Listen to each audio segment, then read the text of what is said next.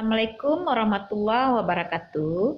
Selamat pagi anak-anak ibu semua. Bertemu lagi kita pagi ini nak. Pada pembelajaran kita pagi ini, tema 2, subtema 3, pembelajaran yang pertama. Nah anak-anak ibu, sebelum belajar kita berdoa dulu ya. Berdoa mulai.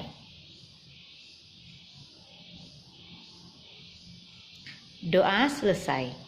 Nah, pagi ini kita akan belajar tentang bagaimana cara menjaga kesehatan alat pernapasan kita. Kemudian setelah itu kita juga akan belajar bagaimana cara membuat pertanyaan sesuai dengan wacana yang kita baca. Nah, sekarang diperhatikan ya nak. Coba diperhatikan gambar yang ada pada slide ibu. Gambar ini sesuai dengan buku tema kita, halaman 92. Sekarang ibu baca ya. Kita tentu selalu menjaga kesehatan tubuh, termasuk kesehatan organ pernapasan.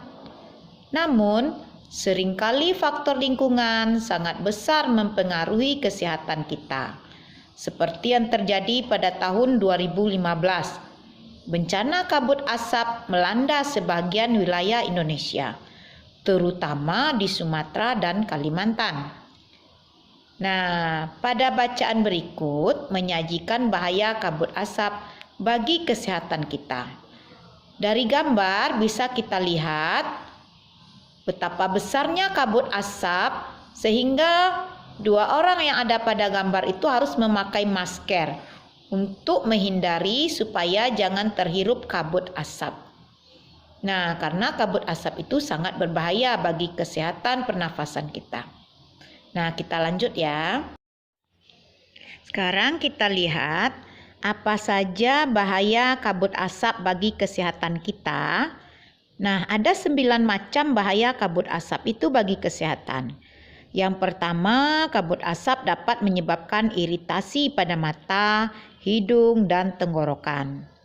Yang kedua, kabut asap dapat menyebabkan reaksi alergi, peradangan, dan mungkin juga infeksi. Yang ketiga, kabut asap dapat memperburuk penyakit asma dan penyakit paru-paru kronis lainnya seperti bronkitis kronik. Yang keempat, kabut asap dapat menyebabkan kemampuan kerja paru berkurangnya, menyebabkan seorang mudah lelah dan mengalami kesulitan bernapas. Yang kelima, kabut asap dapat menyebabkan orang lanjut usia dan anak-anak yang memiliki daya tahan tubuh rendah akan lebih mudah mengalami gangguan kesehatan.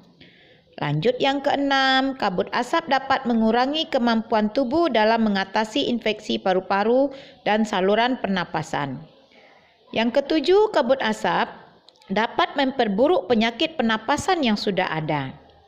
Yang ke-8, kabut asap menyebabkan polusi pada air bersih, tanaman sayuran, buahan, dan juga makanan yang tidak tertutup. Selanjutnya yang terakhir, kabut asap memperburuk kondisi lingkungan sehingga infeksi saluran pernapasan akut atau ISPA akan mudah terjadi pada kita. Jadi banyak sekali ya nak pengaruh kabut asap. Kita harus hati-hati dan selalu memakai masker apalagi sekarang musim corona. Sekarang bagaimana cara kita melindungi diri supaya kita jangan mendapat penyakit-penyakit pada tenggorokan, pada paru-paru dan juga alat pernapasan kita. Yang pertama, hindari atau kurangi aktivitas di luar rumah atau gedung, terutama bagi mereka yang menderita penyakit jantung dan gangguan pernapasan. Yang kedua, kita harus selalu memakai masker jika harus pergi keluar rumah. Apalagi sekarang paling penting sekali masker kita pakai karena adanya virus yang berterbangan yaitu virus corona ya nak ya. Yang ketiga, minumlah air putih lebih banyak dan lebih sering agar debu-debu dan partikel halus yang menempel pada tenggorokan larut dan masuk ke dalam pencernaan kita. Yang keempat, segeralah berobat ke dokter atau saran berobat ke dokter apabila kita merasa ada gangguan pada saluran pernafasan. Yang kelima, segera lakukan perilaku hidup bersih, makan bergizi, minum air putih yang banyak, mengkonsumsi buah, Jangan dekat-dekat dengan orang yang merokok, orang yang batuk-batuk, dan kita harus istirahat yang cukup. Yang keenam, upayakan agar asap dari luar tidak masuk ke dalam rumah atau gedung kita. Yang ketujuh, tempat penampungan air minum kita dan makanan harus ditutup dengan rapi agar dia terlindung dari debu-debu. Nah, yang ke-8, buah-buahan sayuran sebelum kita makan, kita cuci terlebih dahulu, nak. Supaya yang kita makan itu tidak mengandung debu dan kuman-kuman. Nah, bahan-bahan makanan yang akan kita masak juga perlu kita cuci terlebih dahulu. Nah, itulah cara-cara agar kita terlindung dari penyakit paru-paru.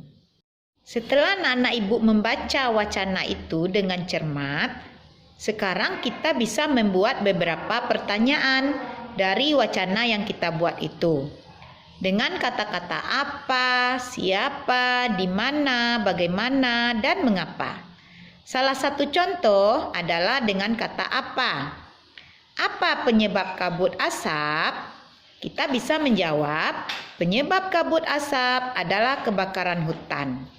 Nah, sekarang tugas anak-anak ibu untuk membuat kalimat dengan kata siapa, di mana, bagaimana, dan mengapa.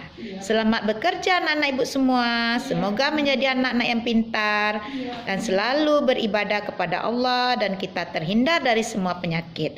Assalamualaikum.